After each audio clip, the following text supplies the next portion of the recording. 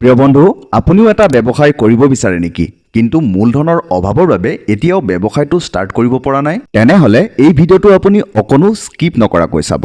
কাৰণ এই ভিডিঅ'টোৰ জৰিয়তে আমি আলোচনা কৰিম ভাৰত চৰকাৰৰ এনেকুৱা এটা আঁচনিৰ বিষয়ে যাৰ জৰিয়তে আপুনি বিজনেছ কৰিবলৈ 50 লাখ টকা পৰ্যন্ত লোন লাভ কৰিব। আৰু আটাইতকৈ গুৰুত্বপূৰ্ণ কথাটো হ'ল এই লোন যদি আপুনি লয় তেনেহলে 35% পৰ্যন্ত সাবসিডি লাভ কৰিব।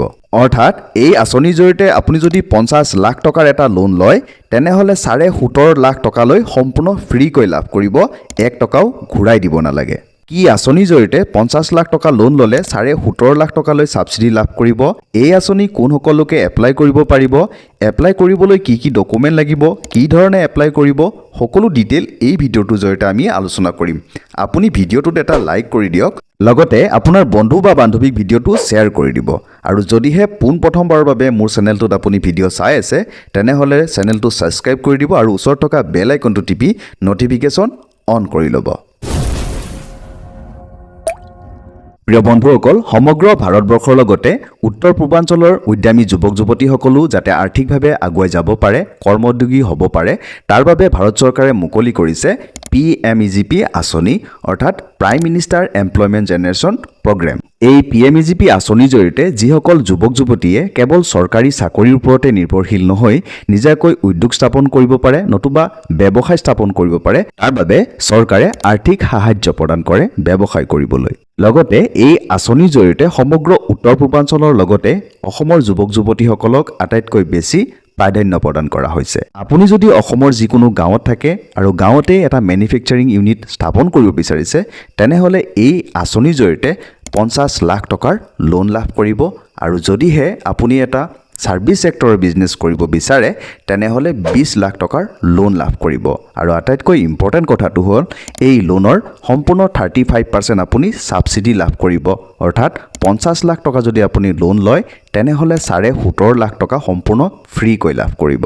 বন্ধুসকল, এই PMEGP আঁচনিৰ সাবসিডি পোৱাৰ কিছুমান চৰ্ত আছে, এই চৰ্তকেইটা আপোনালোকে জানি থওক। আপুনি যদি অসমৰ যিকোনো গাঁৱৰ ব্যক্তি হয় আৰু আপুনি ST, SC, OBC নতুবা মহিলা হয় তেনেহলে সাবসিডি লাভ কৰিব 35%।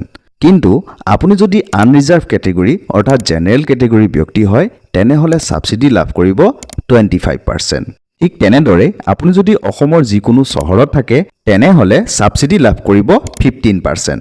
লগতে ST, SC, OBC আৰু মহিলাসকলে সাবসিডি লাভ কৰিব 25%। বন্ধুসকল, এতিয়া জানো আহক এই স্কিমত এপ্লাই কৰিবলৈ আপোনাৰ কি কি যোগ্যতা থাকিব লাগিব।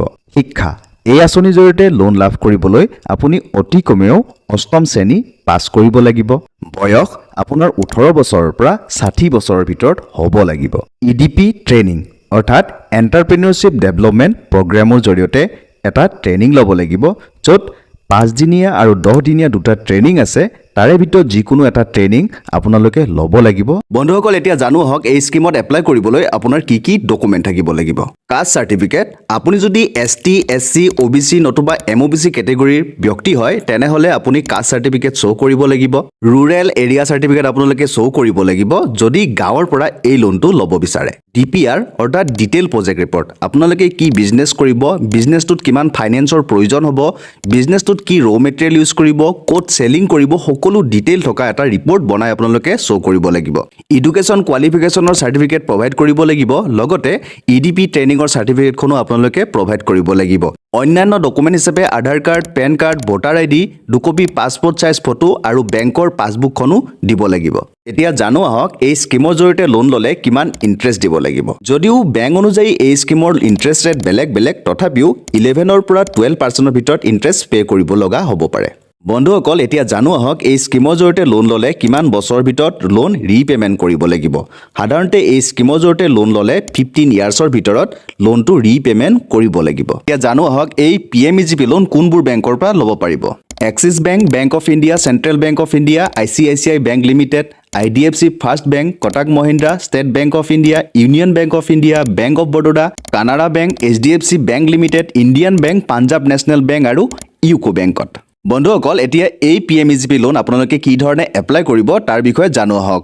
এই লোন এপ্লাই কৰাৰ দুটা পদ্ধতি আছে অনলাইন আৰু অফলাইন যোগে অনলাইন যোগে এপ্লাই কৰিবলৈ আপোনাৰ মোবাইলৰ যিকোনো ব্ৰাউজাৰত গৈ টাইপ কৰিব www.kbiconline.gov.in এই ৱেবছাইটটোত তাতে এনেকুৱা ধৰণৰ এখন ফৰ্ম পাব এই ফৰ্মখন সুন্দৰকৈ ফিল আপ কৰি সাবমিট কৰি দিব আৰু ৰেজিষ্ট্ৰেচন নাম্বাৰটো সেভ কৰি থৈ দিব আৰু যদি আপোনালোকে ফুল প্ৰসেছটো জানিব বিচাৰিছে তেনেহলে মই মোৰ আই বটনত এটা ভিডিঅ'ৰ লিংক দিম আপোনালোকে সেই ভিডিঅ'টো চাই ল'ব অফলাইন যোগে এপ্লাই কৰিবলৈ ওপৰত মেনশন কৰি অহা যিকোনো বেংকত গৈ ফৰ্ম এখন লৈ আহিব নতুবা অনলাইন যোগে ফৰ্মখন ডাউনলোড কৰি সুন্দৰকৈ ফিল আপ কৰিব ফিল আপ কৰি লগত প্ৰয়োজন হোৱা আটাইবোৰ ডকুমেন্ট পিন আপ কৰি দিব লগতে এপ্লিকেশন ফৰ্মখনৰ এটা কপি ডিআইসি অফিসত আৰু আনটো কপি বেংকত সাবমিট কৰি দিব এই পিএমইজিপি লোনটো লবৰ বাবে যিখিনি ক্ৰাইটেৰিয়া ফুলফিল কৰিব লাগে আপুনি যদি ফুলফিল কৰিব পাৰিছে তেনেহলে কিছুদিনৰ পিছতে আপোনাক ডিআইসি অফিসৰ পৰা ফোন কৰিব তাতে গৈ আপুনি পুনৰ ডকুমেন্টছ ভেৰিফিকেশন কৰিব লাগিব আৰু আপোনাক সাবসিডিটো মুকলি কৰি দিব লগতে ডিআইসি অফিসৰ পৰা এখন সাৰ্টিফিকেট দিব এই সাৰ্টিফিকেটখন আপুনি